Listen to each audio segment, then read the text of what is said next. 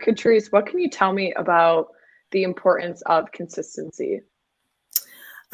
Consistency is key. It's gonna be key, to maintaining this. It definitely is a marathon, and you have got to have your systems in place in order to have consistency.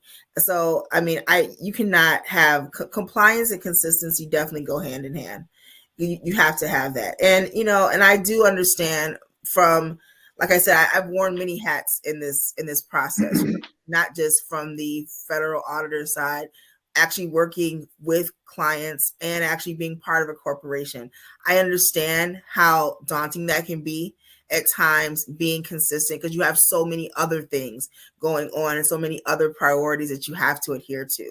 So I get it. So I definitely want to, say I appreciate that, but nonetheless, it still has to be maintained because, as we said, the risk and the potential problems that can result without maintaining that consistency. So that should always be the driving force, that you don't want to have these fines, you don't want to have these violations, you don't want to have court cases against you, class action. Class action lawsuits can exist as well. A class Right. action is merely, if you have enough people who are similarly situated, who have the same problem, and if the volume is great enough, a court could very easily certify a class, and now you have a class action lawsuit, which would be extremely detrimental to your business. And don't think that only happens to the big companies.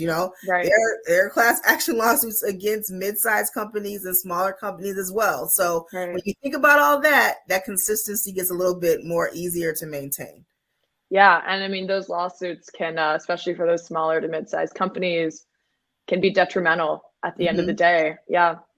Oh yeah, well they have a reach back period, right? And I can't remember how far it is, but I mean, even for a class action, it could be, I think it's a collective action, class action, whatever, for both terms. But I think they can go back to at least 3 years. Like they can go back. People haven't even been working there for 3 years, and they can jump on that. And believe me, most people will. Yes, they will. Right.